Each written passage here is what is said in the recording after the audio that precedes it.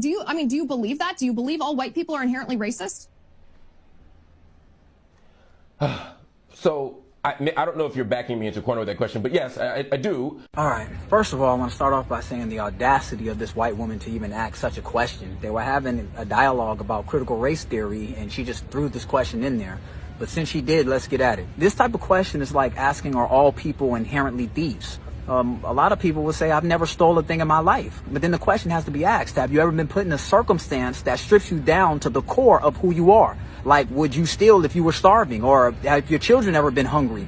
Your answers change based off of things like that. Well, the legacy of white supremacy has created a world that white people don't have to be racist in today. This is why it's so crazy when you run into somebody who actually is racist. It's like, you guys won and got away with everything. What are you mad about? What are you tripping about? Follow the language. Wherever you find their language, you will most likely find the most brutal forms of rape, torture, murder, pedophilia, slavery, deception, etc. How many Africans do you have speaking French, but they're not from France? Go all through South America, you'll run into black, brown, and red people who are speaking Spanish and they're not from Spain. Ask the Congolese people what happened when they came into contact with the white folks coming out of Belgium. Over 10 to 15 million of them murdered, mutilated, killed, children's body parts being hung up in the middle of the streets to make an example of who's in power there. Go to Brazil and see original people speaking Portuguese, but they're not from Portugal. Ask the Aborigines what happened when they came into contact with white folks in Australia. Hell, I'm speaking English right now, and ask the African and the Native Americans what happened when we came into contact with the English. Go to Bermuda and watch the Queen of England on their money,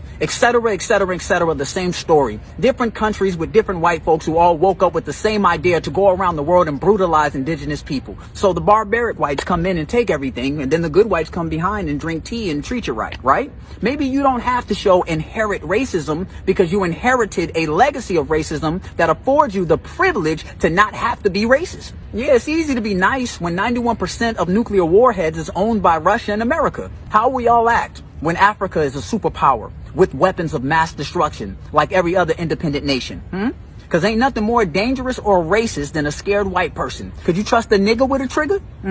I do believe that there are solid white folks in this climate who may want better for all. White people today have the chance to show a better face through action, not through lying about history, like how public school taught me that the first president, George Washington, never told a lie and then skipped over all the slaves that he owned. Bottom line, our days of trying to figure out if there are some good white folks, those days are over. Our only job is to produce independent culture that empowers us, that protects us, and that makes us less vulnerable to every damn thing.